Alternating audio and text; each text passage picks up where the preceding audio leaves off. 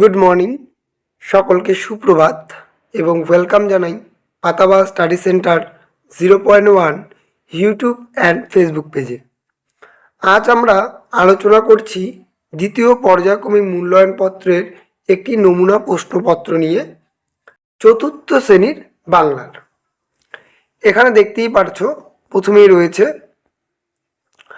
বিদ্যালয়ের নাম, শিক্ষার্থীর নাম, বিভাগ এবং রোল নাম্বার। পরীক্ষা হবে 20-তে, তো সময় থাকবে 40 মিনিট। এবার আসছি প্রশ্নে।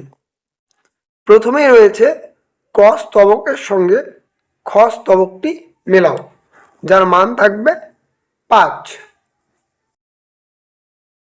এরপরে রয়েছে, দেখো তোমাদের কাছে, যে পাশের শব্দ ঝুড়ি থেকে ঠিক শব্দটি নিয়ে বাক্যটি সম্পূর্ণ করো। এই সেই শব্দ ঝুড়ি।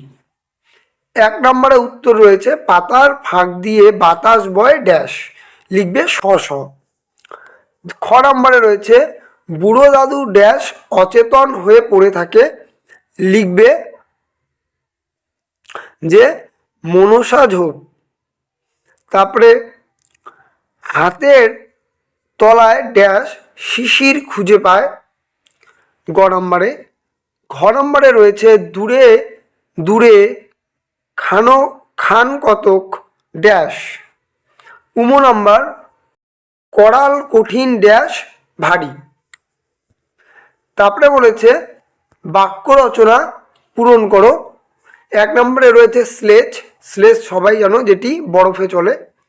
তারপরে রয়েছে আবিষ্কার, ঘ নম্বরে রয়েছে গৌরব, ঘ নম্বরে রয়েছে ব্যর্থ, উম নম্বরে রয়েছে সমুদ্র যাত্রা।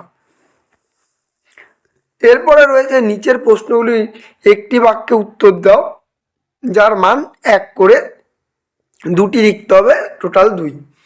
ক নম্বরে রয়েছে সওদাগর কোথায় পাড়ি দিতে চান, এবং খ নম্বরে রয়েছে কারা শম্ভুকে ভয় দেখিয়েছিল। এরপরে রয়েছে, দেখো